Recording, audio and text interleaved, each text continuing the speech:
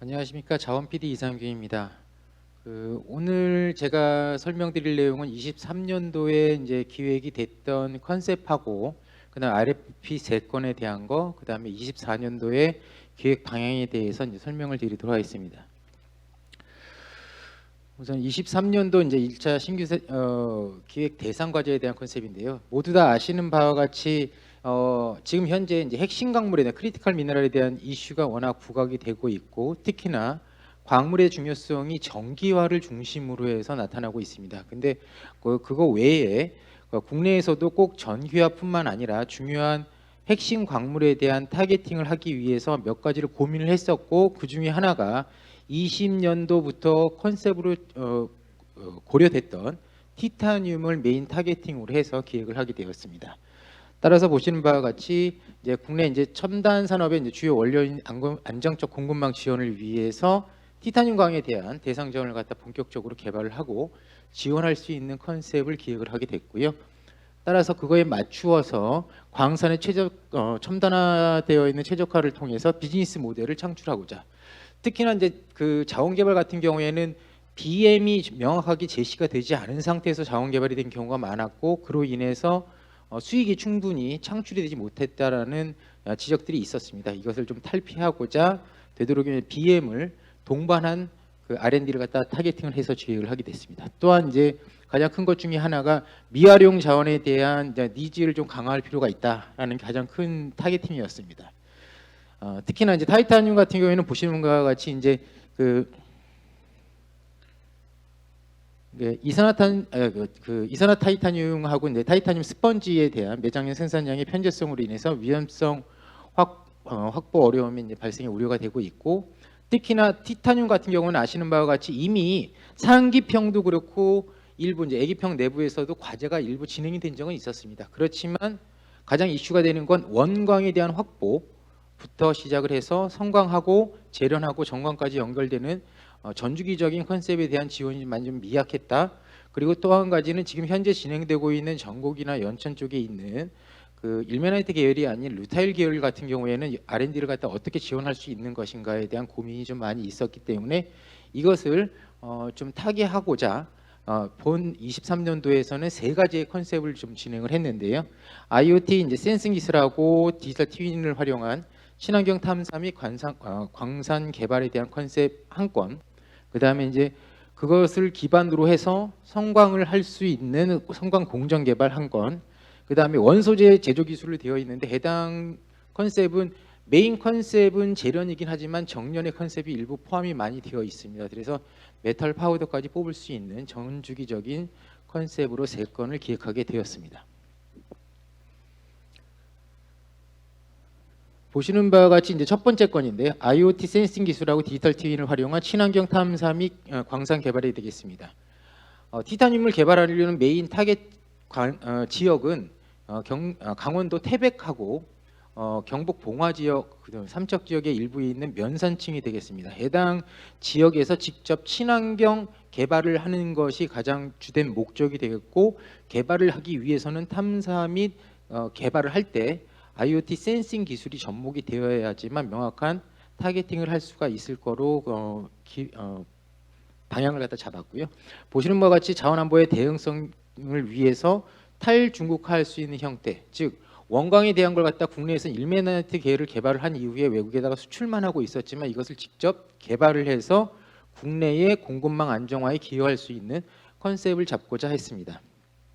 따라서 이제 기술성뿐만 아니라 경제성, 정체성까지 그거에 대한 것을 다 고려했다고 볼 수 있고요. 좀 아래쪽으로 부탁드립니다.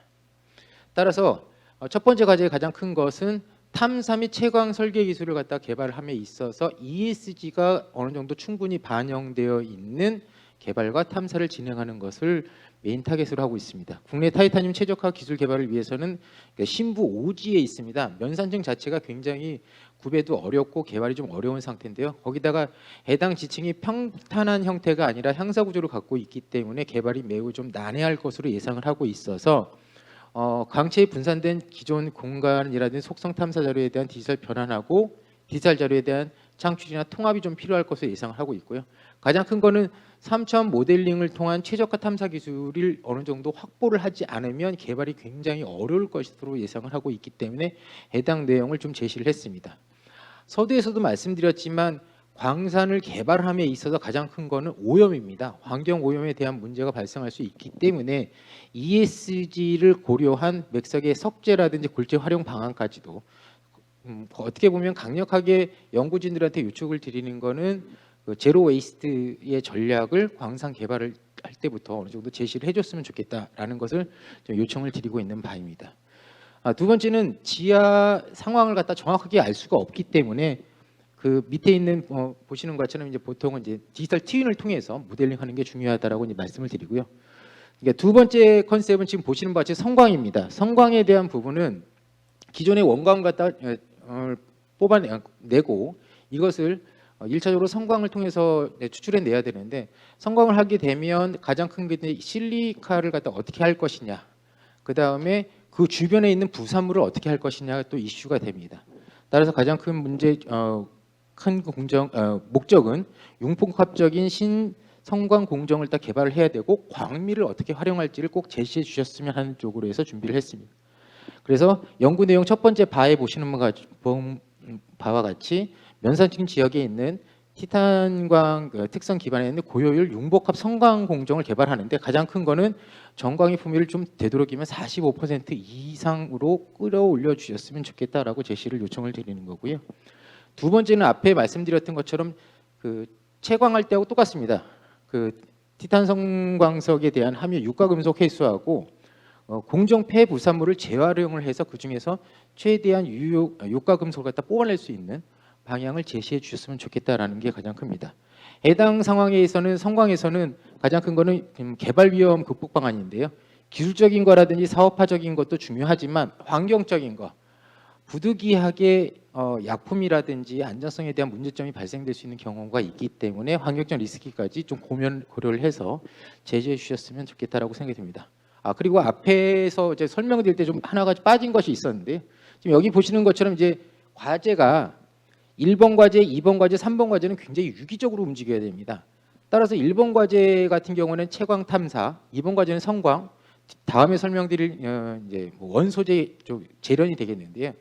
세 개의 과제가 유기적으로 움직이지 않으면 제대로 개발을 하거나 연구 성과물을 뽑아내기가 어렵습니다.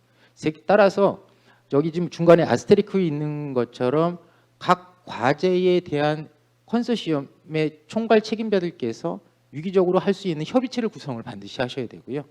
2번, 3번 과제의 과제 책임자분은 1번 과제 책임자가 총괄을 함에 있어서 적극적으로 협조를 해주셔야 됩니다. 1번 과제의 연구 성과물이 주기적으로 2번 과제로 넘어가고 2번 과제의 연구 성과물이 3번 과제로 넘어가고 3번 과제의 연구 성과물이 사업화가 될 수 있도록 유기적으로 도와줘야지만 해당 과제들은 그 비즈니스 모델을 창출할 수 있을 거로 예측을 하고 있습니다. 다음 페이지 부탁드립니다. 3번입니다. 1번, 2번이 탐사 채광, 그다음에 성광이었다면 3번 같은 경우는 이제 재련이 되겠는데 재련 성광인데 메인 타겟팅은 품목 정의의 최종 목표에 보시는 것처럼 1일 1톤 규모의 순도 99%의 이산화티타늄 및 그레이드 1급 메탈 파우더를 만드는 것이 되겠고 이건 역시 ESG에 맞게끔 친환경적인 기술 개발을 메인으로 하는 쪽으로 준비를 했습니다. 가장 큰 거는 밑에 보시는 것처럼 실증화급 재련 기술을 갖다 개발하는 건데 가장 좀 저희가 고민을 하면서 준비했던 것 중에 하나는 되도록이면 연속형으로 공정이 상용화되려면 연속형으로 되어야 되고 단일한 컨셉으로 진행되지 않아야 된다라는 거.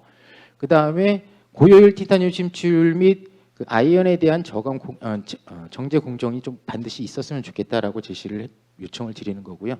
두 번째 바에 보시는 것처럼 메탈 파우더를 제조함에 있어서 친환경 저비용 탈산 기술을 반드시 제시를 해주셔야 됩니다. 여러 가지 탈산 기술이 있습니다. 그래서 알루미늄도 있고 칼슘을 쓰시는 경우도 있고 한데 그것보다 저비용 친환경적인 탈산 기술을 확실하게 제시를 해주시고 그것이 실용화될 수 있게끔 상용화될 수 있게끔 하는 쪽으로 좀 제시를 했습니다. 그래서 1일 5kg 정도의 것을 제시를 해주시고 스케일업 할 수 있게끔 하는 단계까지도 제시하는 쪽으로 방향을 잡았습니다.